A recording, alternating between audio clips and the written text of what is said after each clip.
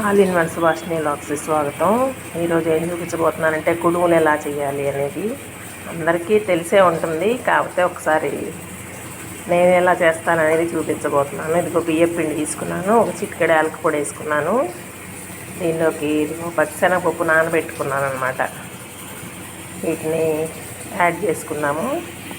ఇదిగో అలాగే బెల్లాన్ని కరగబెట్టి ఉంచుకున్నాను అనమాట. ఎందుకంటే ఈ బెల్లంలో ఇసుక అలాంటిది ఏమన్నా తగిలిద్దేమో అని చెప్పి ముందుగానే కరగబెట్టుకున్నాను. ఇదిగో పైన మనకి దీనిలోకి ఎంత పట్టిద్ది అనేది కొంచెం కొంచెం పోసుకుంటూ కలుపుకుందాము.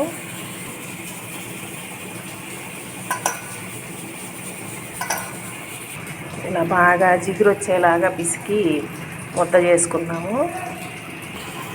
ఇదిగో ఇలా బాగా పిసికి ఇలా ముద్ద చేసుకున్నాను అనమాట. ఇప్పుడు చిన్న చిన్న ఉండ్రాళ్ళలాగా చేసుకున్నాం.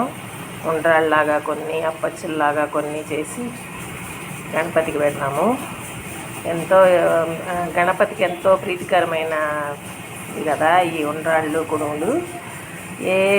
ఏ ప్రసాదం చేసినా చేయకపోయినా ఇది ఒక్కటి చేసి పెడితే చాలు,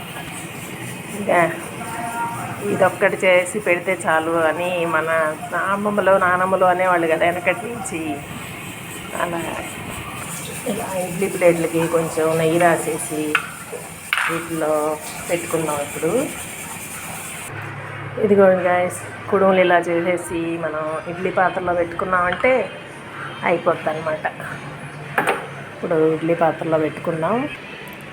గణపతికి ఎంతో ఇష్టమైన కుడుములు, ఉండ్రాళ్ళు రెడీ అనమాట.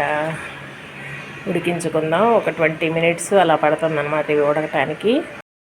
ఇదిగోండి గాయస్, కుడుములు, ఉండ్రాళ్ళు రెడీ అయిపోయాయి. ఇదిగోండి గాయస్, కుడుములు, ఉండ్రాళ్ళు రెడీ అయిపోయాయి.